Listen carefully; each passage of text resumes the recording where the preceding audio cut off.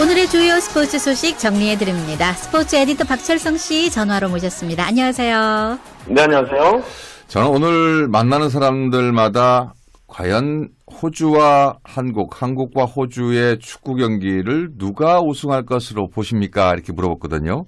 네. 근데 대체적으로 첫 골을 먼저 넣는 팀이 틀림없이 이길 것이다.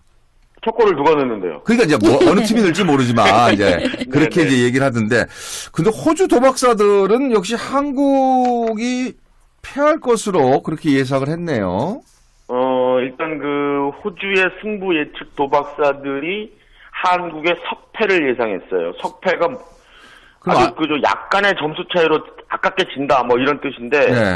아무튼 그 얘기를 듣는 순간 살짝 기분 더럽습니다. 아주. 지들이 도박사제 축구를 압니까? 하지만 예. 홈게임에도 비교적 대등하게 점쳤다는 것은 이들이 떨고 있다는 반증이 아닐까. 네. 이렇게 해석을 저는 하고 싶습니다. 그렇군요.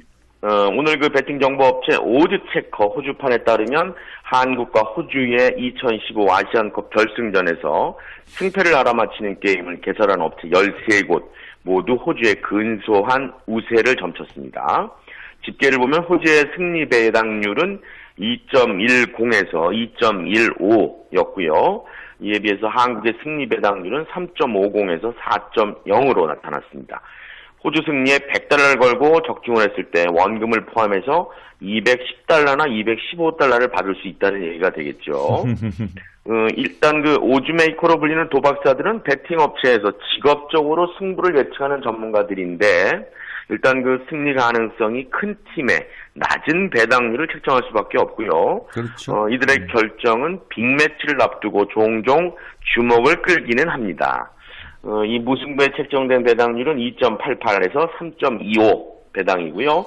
도박사들은 승부차기 가능성도 작지 않게 보는 것으로 나타났습니다. 네. 일단 그 승부차기는 무승부로 간주가 되죠. 그렇겠죠. 최종 스코어를 맞히는 게임의 배당률을 보면 도박사들은 호주의 1대0 가능성을 가장 높게 봤고요. 네. 근소한 배당률의 차이로 0대0, 1대1, 무승부, 한국의 1대0 승리가 그 뒤를 잇고 있습니다.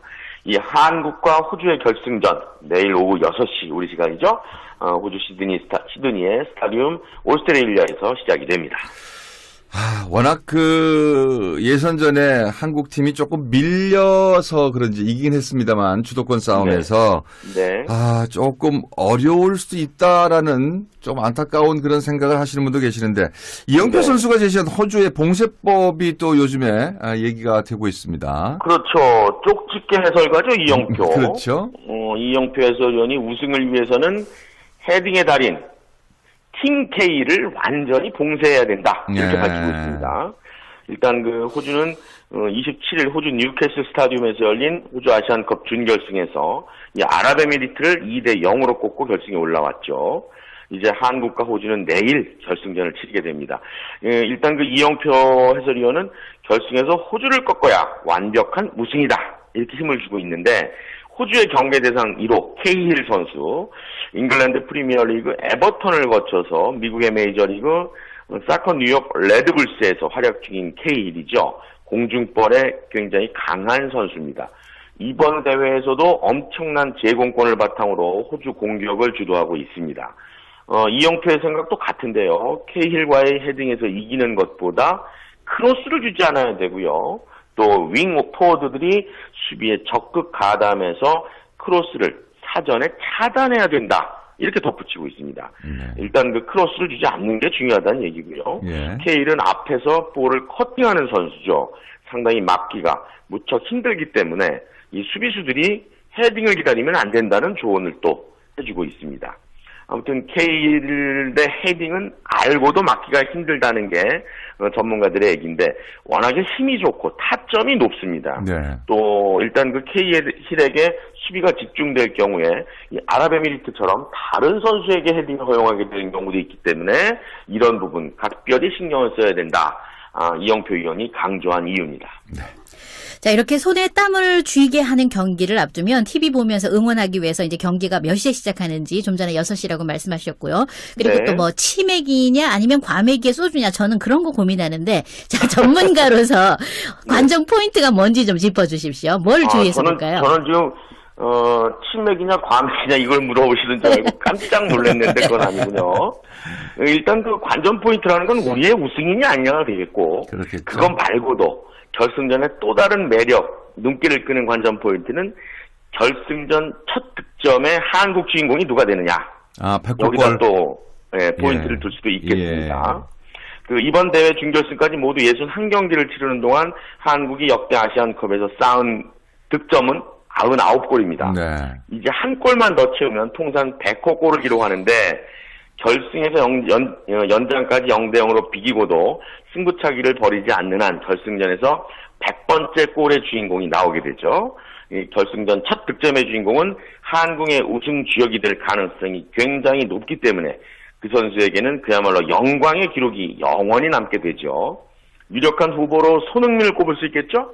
또 이정협 네. 또 후보에 올라와 있습니다. 일단 그 두 선수가 각각 나란히 2골씩을 넣으면서 태극전사 가운데 가장 많은 골을 터뜨렸죠. 그래서 일단은 어떤 선수에게 그런 또 영광이나 그런 새로운 기록을 세울지 요걸 또 한번 눈여겨보시는 게 재밌을 것 같습니다. 네. 자, 그리고 박태환 선수 얘기는 정말 소속팀 얘기나 병원 측 얘기나 자꾸만 이렇게 고개를 갸우뚱하게 되는데 이 네. 박태환 선수 도핑 파문이 새로운 국면으로 번져갈 조짐이 있다고요. 그렇습니다. 무료 치료를 받은 병원에서 금지 약물이 든 주사를 모르고 맞았다고 했던 이 박태환의 주장과 다르게 박태환이 어떤 필요에 의해서 먼저 병원을 찾았다는 진술이 나왔습니다. 미용 컨설팅을 하는 A씨를 불러서 검찰이 조사를 했거든요. 이 A씨는 연예인과 부유층 등을 대상으로 미용과 관련된 상담을 하고 병원이나 클리닉을 연결해주는 일을 하는 여성인데요. 네. A씨가 검찰에서 박태환이 이 A씨의 지인을 통해서 병원을 알아봐 달라고 부탁을 했고 2013년 11월 바로 T병원을 소개해줬다 이렇게 밝혔습니다. 이 A씨의 지인은 여성 연예인인 것으로 전해지고 있는데요. 일단 그 A씨의 검찰 진술은 박태환 측의 주장과는 상반되는 내용입니다.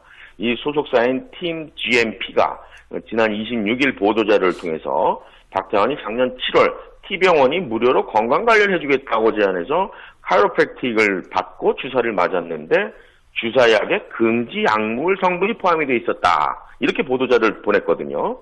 당시 박태환은 의사에게 금지 약물 성분이 없는지 수차례 확인했다고 덧붙이고 있습니다. 하지만 A씨의 진술이 사실이라면 박태환이 먼저 병원 측에 접근했다는 얘기가 되죠. 그리고 수영 선수가 왜 노화 방지와 피부 미용 등이 전문인 이 병원에 다녔는지 의문이 생길 수밖에 없다는 얘기입니다. 또 T병원의 한 관계자는 일단 우리는 그 스타 마케팅을 위해서 박태환을 섭외한 적이 없고 그럴 이유도 없었다 이렇게 전하고 있습니다. 일단 검찰 쪽에서는 A씨의 진술이 얼마나 신빙성이 있는지 판단하고 있다 이렇게 밝히고 있는데 수사를 마무리하기까지는 시간이 좀 더 필요할 것 같다고 덧붙이고 있습니다. 과연 박태환과 T병원 어느 쪽 말이 사실일까요? 근데 어느 쪽 말이 사실이라고 판단이 돼도 네. 문제는 박태환 선수가 선수 생활을 할 수 있느냐 없느냐 쪽이가 훨씬 더 관심사거든요. 그렇죠. 가장 큰 관심도 관심이지만 걱정이 앞서니까 네. 말이죠. 아무튼 선수들 관리를 좀 더 체계적으로 할 필요가 있겠고 선수 역시도 본인 관리는 좀 철저하게 할 필요가 있지 않았냐 이런 지적이 뒤따르고 있습니다. 저는 오늘 물러갑니다. 네, 고맙습니다. 고맙습니다. 스포츠 에디터 박철성 씨와